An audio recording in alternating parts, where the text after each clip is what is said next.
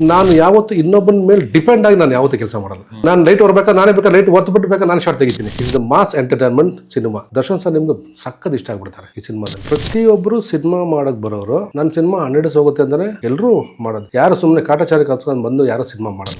ನಾವು ಒಳ್ಳೆ ಪ್ರಾಡಕ್ಟ್ ಮಾಡಬೇಕು, ಅವ್ರ ಮುಂದೆ ಇರಬೇಕು. 100 ಡೇಸ್ ಅಂತ ನಾನು ಹೇಳಕ್ಕಾಗಲ್ಲ. ಜನ ನೋಡಿ ಹೇಳ್ತಾರೆ ಇದು ಚೆನ್ನಾಗಿದ್ಯಾ ಚೆನ್ನಾಗಿಲ್ವಾ ಅಂತ. ಇಷ್ಟೇ ಸಿನಿಮಾ. ಅದಕ್ಕೆ ಹೇಳೋದು ಫಸ್ಟ್ ಡೇ ಫಸ್ಟ್ ಶೋ ಅಂತ ಇದೆಯಲ್ಲ, ಅದಲ್ಲೇ ನಿಮ್ ಸಿನಿಮಾ ಹಣೆ ಬರ ಏನಿದೆ ಅನ್ನೋದು ಅಲ್ಲೇ ಗೊತ್ತಾಗುತ್ತೆ. ಕ್ಲೈಮ್ಯಾಕ್ಸ್ ಆದ ಮೇಲೆ ನೀವು ಆಚೆ ಬಂದ ಮೇಲೆ ಏನಾಯ್ತು, ಹೆಂಗ್ ಕತೆ ಇದು ಏನಿದು ಅನ್ನೋದು ಒಂದು ಹುಳ ಇದೆಯಲ್ಲ, ಅದನ್ನ ಡೈರೆಕ್ಟರ್ ಬಿಡ್ತಾರೆ. ಇಲ್ಲ ಸರ್, ನಾನು ನೆಕ್ಸ್ಟ್ ಒಂದು ಸೆಟ್ಟಿಗೆ ಬರ್ತೀನಿ ಸರ್.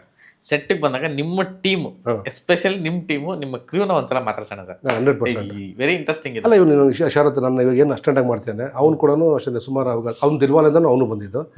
ಇವತ್ತು ಇಷ್ಟು ವರ್ಷ ಆದ್ರೂ ನನ್ನ ಜೊತೆ ಇದ್ದಾನೆ. ಅವ್ನಿಗೂ ಸುಮಾರು ಸಿನಿಮಾ ಆಫರ್ ಬಂತು, ಹೋದ ಸಿನಿಮಾ ಮಾಡ್ದ. ಇವತ್ತಿಗೂ ಕೂಡ ನನ್ನ ಹತ್ರ ಮಾಡ್ತೇನೆ. ನಾನು ಅದೇನೆ, ನಿಮ್ಮ ಸಿನಿಮಾ ಬಂತ ಹೋಗು ಮಾಡು, ಇಲ್ಬಾ ಮಾಡು. ಸೊ ನನ್ನ ಅಷ್ಟೊಂದುಗಳು ಯಾರಿಗೂ ಅಷ್ಟೇ, ನಾನು ಯಾರಿಗೂ ನೀನು ನನ್ನ ಜೊತೆನೇ ಇರಬೇಕು, ನನ್ನ ಜೊತೆನೇ ಮಾಡಬೇಕು ಅನ್ನೋ ನಾನು ಯಾರಿಗೂ ಹೇಳಲ್ಲ. ಇವ್ರಿಲ್ಲ ಅಂದರೆ ಇನ್ನೊಬ್ರಿಗೆ ಟ್ರೈನ್ ಅಪ್ ಮಾಡ್ತೀನಿ, ಅವನಿಲ್ಲ ಅಂದರೆ ಇನ್ನೊಬ್ರು ಮಾಡ್ತೀನಿ. ಕೆಲಸ ಅನ್ನೋದು ನಮ್ಮ ಕೈಯಲ್ಲಿ ಇರಬೇಕಾದ್ರೆ ನಾನು ಯಾವತ್ತು ಇನ್ನೊಬ್ಬನ ಮೇಲೆ ಡಿಪೆಂಡ್ ಆಗಿ ನಾನು ಯಾವತ್ತೂ ಕೆಲಸ ಮಾಡಲ್ಲ.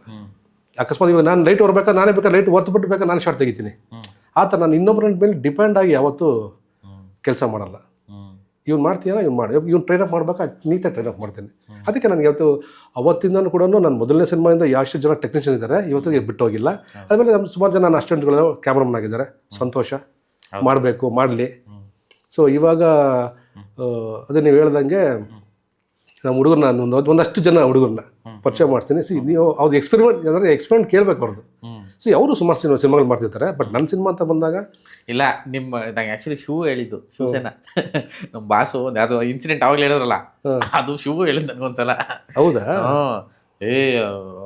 ಆ ಥರ ಅಂತ ಅಂದ್ಬಿಟ್ಟು. ಅಂದರೆ ನಾವು ಯೂಶಲಿ ನಾವು ಟೆಕ್ನಿಕಲ್ ಸಿಕ್ಕಿದಾಗೆಲ್ಲ ಈ ಥರದ್ದೇ ಡಿಸ್ಕಸ್ ಮಾಡ್ತಿರ್ತೀವಿ. ಸೊ ಅವಾಗ ಹೇಳಿದ್ದು ಶಿವಗೂ ಅಷ್ಟೇ ಸೇಮ್. ಅದು ಇವಾಗ ಅವ್ನು ಇಂಡಿಪೆಂಡೆಂಟ್ ಆಗಿ ಕ್ಯಾಮ್ರಾ ವರ್ಕ್ ಮಾಡಬೇಕು ಅಂತಂದಾಗ ಚೆನ್ನಾಗಿ ಮಾಡ್ರು. ಅದಾದ್ಮೇಲೆ ತಿರ್ಗಿ ನನಗೊಬ್ಬ ಬೇಕಲ್ಲ, ಅವ್ನ ಜಾಗಕ್ಕೆ ನನಗೊಬ್ಬ ಬೇಕಲ್ವಾ. ನನಗೆ ಶಿವು ಇಲ್ಲ, ಶರತ ಇಲ್ಲ, ಯಾರು ಇಲ್ಲ. ನಾನು ಟೈಗರ್ ಸಿನಿಮಾ ಮಾಡ್ಬೇಕಾದ್ರೆ ನಾನು ಒಬ್ಬನೇ ಬರೀ ಲೈಟ್ ಹುಡುಗರು ಇಟ್ಕೊಂಡು ಇಡೀ ಸಾಂಗ್ ಮಾಡಿದ್ದೀನಿ. ಆ ಥರ ಅದನ್ನೇ ಹೇಳ್ತಾರೆ ನಾನು. ಇವಾಗ ಅಯ್ಯೋ ನಾನು ಅಷ್ಟೆಂಟ್ ಇಲ್ಲ ಅಂದ ತಕ್ಷಣ ನನಗೇನು ಏನು ಬಡ್ಗರು ಮಾಡಬೇಕು ಅಂತ ಅದನ್ನು ನಾನು ಯೋಚನೆ ಮಾಡಲ್ಲ. ಯಾರಿದ್ರು ಯಾರಿಲ್ಲ ಅಂತಂದ್ರು ಅವತ್ತು ಏನು ಮಾಡ್ಬೇಕು ಕೆಲಸನ ಅದನ್ನು ಹೆಂಗೆ ಬೇಕಾದ್ರೆ ನಾನು ಮಾಡಿಬಿಡ್ತೀನಿ. ಅದೊಂದು ಏನೋ ಆ ಭಗವಂತ ಅದೊಂದು ಇದು ಕೊಟ್ಟಿದ್ದಾರೆ ನನಗೆ, ಒಂದು ಶಕ್ತಿ ಅಷ್ಟೇ ಅದು.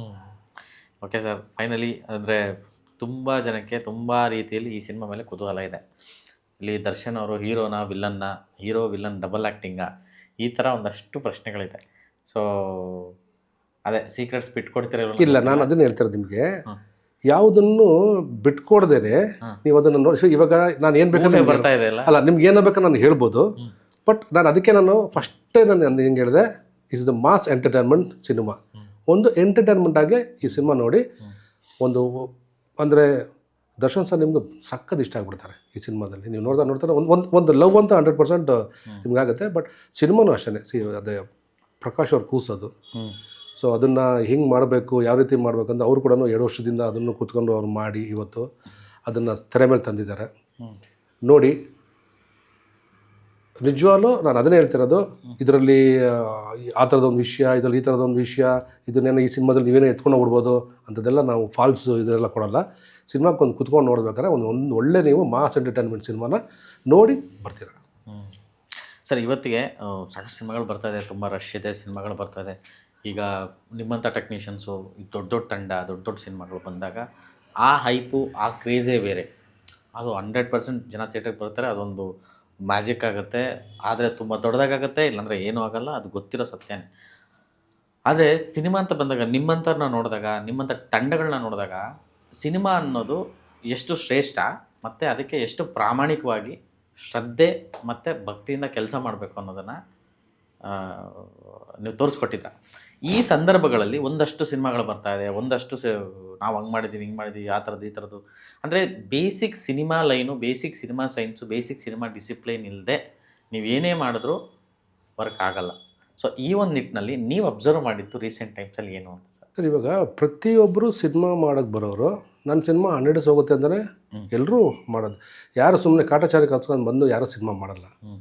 ಒಂದು ನಿಮ್ಮಲ್ಲಿ ನಿಮಗೆ ಒಂದು ಡೆಡಿಕೇಶನ್ ಇರಬೇಕು. ನಿಮ್ಮ ಸಿನಿಮಾನ ನೀವು ಪ್ರೀತಿ ಮಾಡಬೇಕು. ಒಂದು ಅದಾದಮೇಲೆ ನೀವು ಎತ್ಕೊಂಡೋಗಿ ಜನದ ಮುಂದೆ ಇಟ್ಟಾಗ ಅವ್ರು ಅದನ್ನು ನೋಡಬೇಕಾ ನೋಡಬಾರ್ದು ಅನ್ನೋದು ಅವ್ರು ಡಿಸೈಡ್ ಮಾಡ್ಕೊಳ್ತಾರೆ. ನಾವು ಒಳ್ಳೆ ಪ್ರಾಡಕ್ಟ್ ಮಾಡಬೇಕು, ಅವ್ರ ಮುಂದೆ ಇಡಬೇಕು. ನಾನು ನನ್ನ ಸಿನಿಮಾ ಗುರು ಈ ಸಿನಿಮಾ ನೋಡು 100 ಡೇಸ್ ಅಂತ ನಾನು ಹೇಳೋಕ್ಕಾಗಲ್ಲ. ಒಂದು ಒಳ್ಳೆ ಕಥೆ ಮಾಡಿಕೊಂಡು ಅದಕ್ಕೆ ಏನೇನು ಮಾಡಬೇಕು ಅದನ್ನು ಮಾಡಿಕೊಂಡು ನಾವು ಜನದ ಮುಂದೆ ಇಡಬೇಕು. ಜನ ನೋಡಿ ಹೇಳ್ತಾರೆ ಇದು ಚೆನ್ನಾಗಿದೆಯಾ ಚೆನ್ನಾಗಿಲ್ವಾ ಅಂತ. ಇಷ್ಟೇ ಸಿನಿಮಾ ಆಗಲಿ. ಸುಮ್ಮನೆ ಬೇರೆ ಏನೋ ಊಹಾಪೋಹಗಳು, ಅಯ್ಯೋ ನಾನು ಸಖತ್ತಾಗಿ ಮಾಡಿದೆ ಗುರು, ನನಗೆ ಯಾರು ಇದು ನಾನು ನೋಡಲಿಲ್ಲ ಅಂತ ನೀನು ವ್ಯಥೆ ಪಡೋಂಗಿಲ್ಲ. ನಮ್ದೇನಂದರೆ ನಾವು ಎತ್ಕೊಂಡೋಗಿ ಇಟ್ವಿ, ಅವ್ರು ಅದನ್ನು ರಿಸೀವ್ ಮಾಡ್ತಾರೆ, ರಿಸೀವ್ ಮಾಡಲ್ಲ, ಅಷ್ಟೇ ಇರೋದು. ಜನಗಳಿಗೆ ನೀವು ಸಿನಿಮಾ ಇಷ್ಟ ಆಗಬೇಕು ಅಷ್ಟೇ. ಹಾಗೇ ನಾವು ಜನದ ಮುಂದೆ ನಾವು ಸಿನಿಮಾ ಇಡ್ತೀವಿ, ನಾವು ರಿಸೀವ್ ಮಾಡಿ ಹೇಳ್ತಾರೆ ಅದು ಚೆನ್ನಾಗಿದೆ ಚೆನ್ನಾಗಿರೋ. ಅದಕ್ಕೆ ಹೇಳೋದು ಫಸ್ಟ್ ಡೇ ಫಸ್ಟ್ ಶೋ ಅಂತ ಇದೆಯಲ್ಲ, ಅದರಲ್ಲೇ ನಿಮ್ಮ ಸಿನಿಮಾ ಹಣೆ ಬರ ಏನಿದೆ ಅನ್ನೋದು ಅಲ್ಲೇ ಗೊತ್ತಾಗುತ್ತೆ ಅಷ್ಟು. ಅದು ದಟ್ ಇಸ್ ಸಿನಿಮಾ, ಅದೇ ಸಿನಿಮಾ ಅಷ್ಟೇ. Thank you so much sir. ಡೆವಿಲ್ಗೆ ಆಲ್ ದ ಬೆಸ್ಟ್. ತುಂಬ ವಿಷಯಗಳಿಗೆ ಡೆವಿಲ್ ಸ್ಪೆಷಲ್. ಆ್ಯಂಡ್ ಈ ಸಿನಿಮಾಗೆ ತುಂಬ ದೊಡ್ಡ ಹಾರೈಕೆಗಳು ಬರ್ತಾ ಇದೆ. And fans eagerly waiting. And ಅವರೇ ಮುಂದೆ ನಿಂತ್ಕೊಂಡು ಡಿ ಬಾಸ್ ಸೆಲೆಬ್ರಿಟೀಸ್ ಅಂತ ಎಲ್ಲ ಕಡೆ ಅವರೇ ಪ್ರಚಾರ ಮಾಡ್ತಿರೋವಂಥದ್ದನ್ನು ನೀವು ನೋಡ್ತಾ ಇದ್ದೀರಾ. ಸೊ ಆ ಫ್ಯಾನ್ಸು, ಆ ಮೂಮೆಂಟು, ಈ ಒಂದು ಕ್ರೇಜ್ ಬಗ್ಗೆ ನೀವು ನೋಡಿದ್ದೀರಾ, ನಿಮಗೇನು ಹೊಸ್ತಲ್ಲ ಇದು. ಬಟ್ ಈ ಸಲಕ್ಕೆ ಇದು ಸ್ಪೆಷಲ್ಲೇ. ಹೌದು, ಈ ಮೂಮೆಂಟ್ಗೆ ಇದು ಸ್ಪೆಷಲ್ಲೇ. ಸೊ ನಿಮ್ಮ ಅಲ್ಲ, ನಾನು ನಿಮಗೆ ಅಷ್ಟೇ ನಾನು ಹೇಳೋದಷ್ಟೇ, ಇನ್ನೇನಿಲ್ಲ. ಎಲ್ಲ ಅವ್ರ ಅಭಿಮಾನಿಗಳಾಗಲಿ, ಎಲ್ಲ ಬೇರೆ ಬೇರೆ ಪ್ರೇಕ್ಷಕರಾಗಲಿ, ಈ ಸಿನಿಮಾನ ಒಂದು ಒಳ್ಳೆ ಮಾಸ್ ಎಂಟರ್ಟೈನ್ಮೆಂಟ್ ಸಿನಿಮಾ. ನಿಜವಾಗ್ಲೂ ನಿಮಗೆ ಟೈಮ್ ಹೋಗೋದು ಗೊತ್ತಾಗಲ್ಲ. ಅಂದರೆ ನೋಡ್ತಾ ನೀವು ಆ ಸಿನಿಮಾ ನೋಡ್ತಾ ನೀವು ಎಂಜಾಯ್ ಮಾಡ್ತೀರ ಅದನ್ನು ನೋಡ್ತಾ. ಆಮೇಲೆ ಅಟ್ಲೀಸ್ಟ್ ಆ ಸಿನಿಮಾ ನೀವು ಆಚೆ ಬಂದ ಮೇಲೆ ನೀವು ಅಟ್ಲೀಸ್ಟ್ ನೀವು ಒಂದು ಪಾಯಿಂಟ್ ನೀವು ಮನಸ್ಸಿಗೆ ಒಂದು ಏನೋ ಹಾಕ್ಕೊಂಡು ಹೋಗ್ತೀರ, ಅದಂತ ಗ್ಯಾರಂಟಿ ಕೊಡ್ತೀನಿ. ಏನಂದರೆ ಕ್ಲೈಮ್ಯಾಕ್ಸ್ ಆದ ಮೇಲೆ ನೀವು ಆಚೆ ಬಂದ ಮೇಲೆ ಏನೋ ಏನಾಯಿತು, ಹೆಂಗೆ ಕತೆ ಇದು ಏನಿದು ಅನ್ನೋದು ಒಂದು ಹುಳ ಇದೆಯಲ್ಲ, ಅದನ್ನು ಡೈರೆಕ್ಟರ್ ಬಿಡ್ತಾರೆ. ಸೂಪರ್. ಇಷ್ಟನ್ನು ನಾನು ಎಲ್ಲೂ ಹೇಳಿಲ್ಲ, ಅದು ನಾನು ನಿಮ್ಮ ಹತ್ರ ಹೇಳ್ತಾ ಇದ್ದೀನಿ. ಇದೊಂದು ಮಾತ್ರ ನಿಮಗೆ ಒಂದು ಕೊಡುತ್ತೆ ನಿಮ್ಗೆ, ಅದಂತೂ 100% ಅದು ಶೂರ್ ಶಾಟ್ ಹೊಡಿತಾರೆ. ಅಂದರೆ ಜನ ನಾನು ಯಾವುದು ಮೆಸೇಜ್ ಕೊಡ್ತಿಲ್ಲ, ನಾನು ಯಾವುದು ಮೆಸೇಜ್ ನಾನು ಈ ಸಿನಿಮಾ ಎತ್ಕೊಂಡೋಗಿ ನಿಮ್ಗೆ ಹಂಗಾಗ್ಬಿಡುತ್ತೆ, ಹಂಗೆ ಇಲ್ಲ. ಸಿನಿಮಾ ನೋಡಿ ಆಚೆ ಕಡೆ ಬಂದಾಗ ಒಂದು ಹುಳ ಅಂತ ನಿಮಗೆ ಡೈರೆಕ್ಟರ್ ಬಿಡ್ತಾರೆ. ಅದು ಏನು ಅಂತ ನೀವು ಸಿನಿಮಾ ನೋಡಿ ಇದು ಮಾಡಿ. Thank you sir, thank you so much. And ಈ ಮಾತುಕತೆ ತುಂಬ ವೆಯ್ಟಿಂಗ್ ಮಾತುಕತೆ, ನಮ್ಮ ಎಸ್ಪೆಷಲಿ ಡಿ ಬಾಸ್ ಸೆಲೆಬ್ರಿಟೀಸ್ಗೆ ಆ್ಯಂಡ್ ಸುಮಾರು ಅಭಿಮಾನಿಗಳಿಗೆ, ಸಿನಿಮಾ ಪ್ರಿಯರಿಗೆ ಆ್ಯಂಡ್ ಸಮಸ್ತ ಕನ್ನಡ ಪಿಕ್ಚರ್ನ ಸಿನಿಮಾ ಆತ್ಮಗಳಿಗೆ ಈ ಮಾತುಕತೆ ತುಂಬ ಇಷ್ಟ ಆಗಿದೆ ಅಂತ ನಾನು ಭಾವಿಸ್ತೀನಿ. ಆ್ಯಂಡ್ ಡೆವಿಲ್ ಸಿನಿಮಾನ ಮಿಸ್ ಮಾಡದೆ ನೋಡುವಂತಹ ಕುತೂಹಲ ಈ ಮಾತುಕತೆಯಿಂದ ನನಗೆ ಹುಟ್ಟಿರುತ್ತೆ ಅಂತ ನಾನು ಭಾವಿಸ್ತೀನಿ. ಸಿನಿಮಾ 12 ಅಲ್ಲ 11ನೇ ತಾರೀಕೆ ಬರ್ತಾ ಇದೆ. ಸೊ ಡೇಟ್ ಚೇಂಜ್ ಆಗಿದೆ, ಇವತ್ತೇ ಆಯಿತು. ಇವತ್ತೇ ಈ ಕ್ಷಣನೇ ನಾನು ಇಂಟರ್ವ್ಯೂ ಕೂಡ ಮಾಡ್ತಾ ಇರೋದು. ಸೊ ಡೆವಿಲ್ಲು ಡಿಸೆಂಬರ್ 11ಕ್ಕೆ ವರ್ಲ್ಡ್ ವೈಡ್ ರಿಲೀಸ್ ಆಗ್ತಾ ಇದೆ.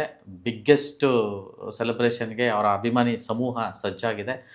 ಸೊ ಸಿನಿಮಾ ಹಬ್ಬ ಗ್ಯಾರಂಟಿ. 11ನೇ ತಾರೀಕು ಡಿಸೆಂಬರ್ ಸ್ಪೆಷಲ್ ಇದು, ಇಯರ್ ಎಂಡ್ ಧಮಾಕ. ಡೆವಿಲ್ ಬರ್ತಾ ಇದೆ, ಮಿಸ್ ಮಾಡಿದೆ. ಥಿಯೇಟ್ರಿಗೆ ಹೋಗಿ ಸಿನಿಮಾ ನೋಡಿ ಎಂಜಾಯ್ ಮಾಡಿ. Sir thank you so much.